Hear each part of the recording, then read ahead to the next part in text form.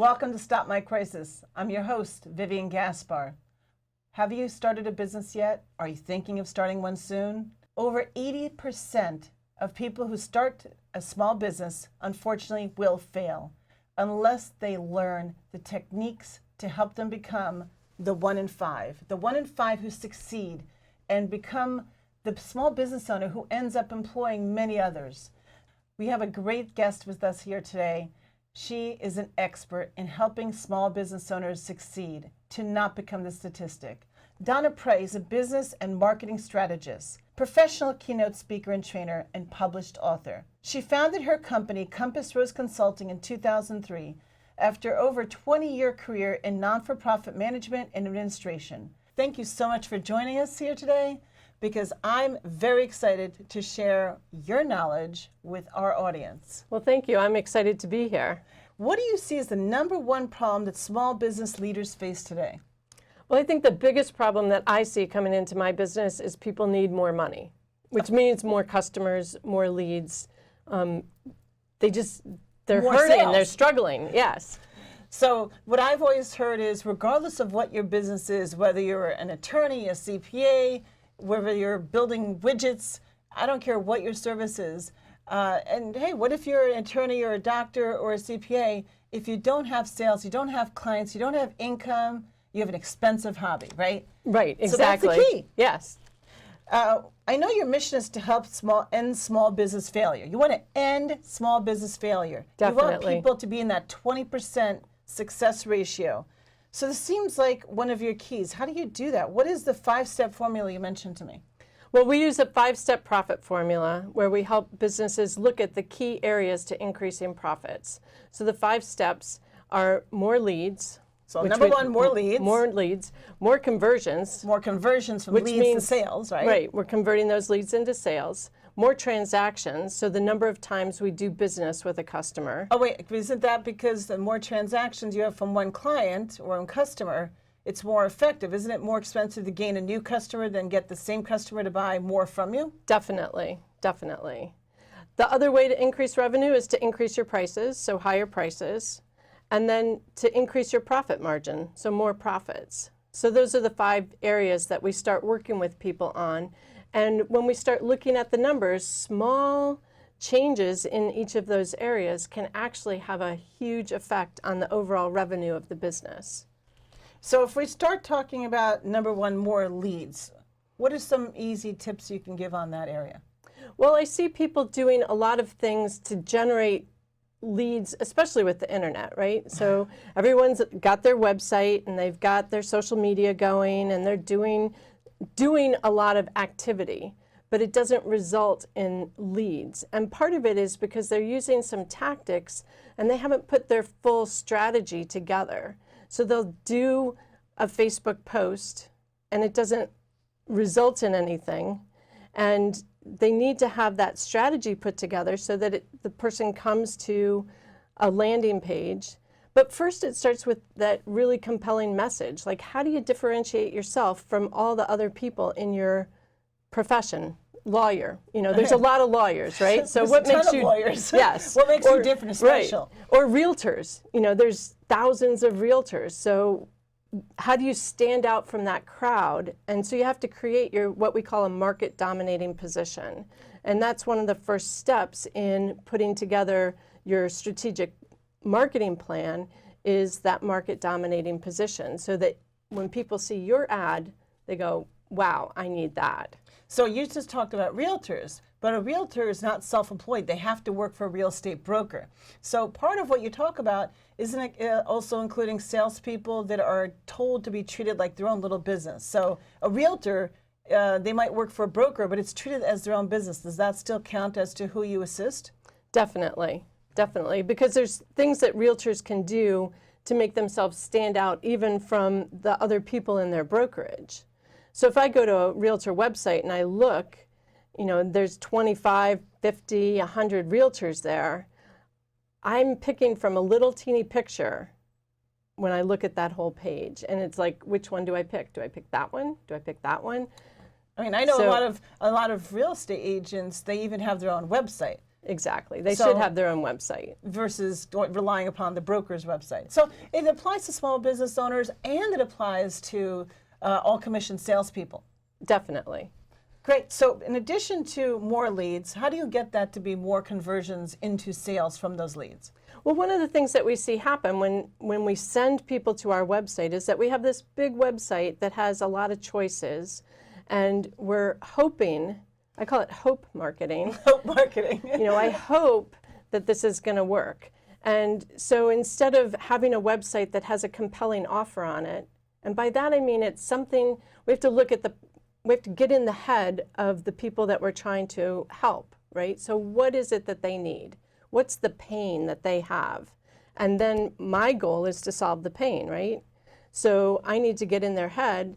So if it's a real estate, we'll stick with that. Okay. And they want to sell their house.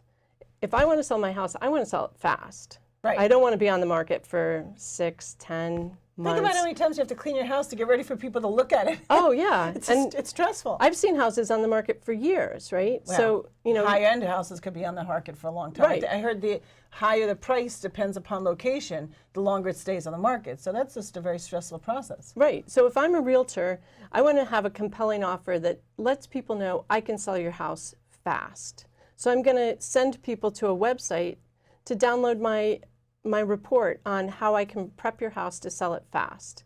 And I'm going to create a headline that makes you know that I'm going to solve your pain, sell your house fast, and how I'm going to do that. And by capturing that person's information, I now have a chance to continue marketing and building a relationship. Because one of the things that happens is we expect people to be in a buy now mode. And when we look at most buyers for a lot of industries, they're not in buy now, they're in research mode. Like, I have back pain, I'm going to look for a chiropractor, I'm looking at all my options, but I'm not buying that right now. I'm like, how do I solve the problem? And who's the best person to solve it for me? So when you said you're capturing their information, what type of information are you capturing? Don't you just want their name and email address? That's all I want, name all and you want, email. email address. Or even just email. I want your name, email, phone, I want all of that. But if the best I can get is your email, then I know I can continue to engage with you. That's your drip marketing campaign, correct? Yes, so the next step would be to have a drip campaign, a follow-up campaign. So I see in a lot of different marketing tactics that people put their marketing out there and then they don't follow up on that marketing. They say, oh, well, that didn't work. Well, didn't I hear that it's, I believe, at least 6 to 8 or more touches in order to convert a lead to a sale? Right. Or even if you just have a contact. Because you don't know if necessarily your contact is a lead. It depends on how you obtain them. So Right. to make that contact into someone who's actually a buyer, who Right. actually transacts with you, a touch is, maybe it's a phone call, an email, a text, some kind of a touch, right? Right. It's not usually a one touch and you're done. That's just luck or genius. Right, well, I mean, there's some things where you're in a buy now mode. Like if you're driving and you get a flat tire, you've got to deal with it, right? You've got to do that right now. But most things aren't necessarily in that buy now mode. But the way we market, we expect people to call us. Calling is a high risk activity because I'm going to engage with you. And the fear that I have as the caller is that you're going to try and sell me something. And I don't want to be sold. People want to buy, not be sold to. Right. They don't want to deal with a salesperson where they've got to get out of that sales process or figure out how to get off the call. And so by giving them something that's low risk, like a free report where they can download it, now I have an opportunity to continue building that relationship via email, possibly a phone call if I got their phone number, and get them to a place where they're ready to do business with me. Do you believe it's okay to text people as a form of a touch instead of just an email marketing campaign? I believe if they've opted in for that. They have to opt in, right? Right. Because you don't want to be reported as spam. Right. And the same with email. But texting, people have their phones and they're definitely looking at the phone messages and the voicemails and stuff like that. And they've got their email right on their phone now too. So they're all good tactics to get to people. So I just thought texting might be more immediately seen, because I don't know about you, but I get at least 30 to 50 or more emails a day. And you just simply can't look at them all. And so all the people where I put my card into the exhibitors' booths, Yep. I'm now a lead to them. Right. I know what that means. So that means I'm getting that many more contacted Yeah. emails. If you're going to do a trade show, right, you need to have your whole process put together before you spend your money to be at the trade show, spend your time, have your giveaways. Like, it's a big investment. It is an investment. And I've gone to trade shows where I've handed my card to the person and said, I want to do business with you, and they've never called. Wow. You know, so like we leave money on the table when we don't follow up with people.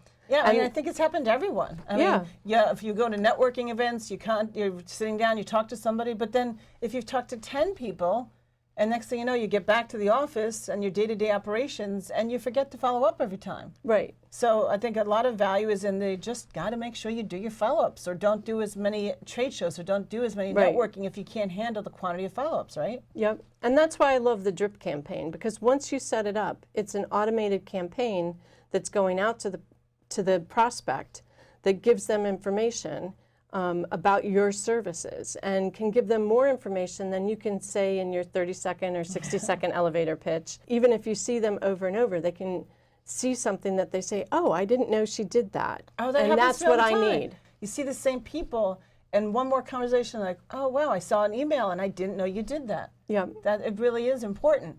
And of course, you have so many competitors right now can do these drip mail campaigns. So researching a good company to work with is very helpful. Yes, definitely.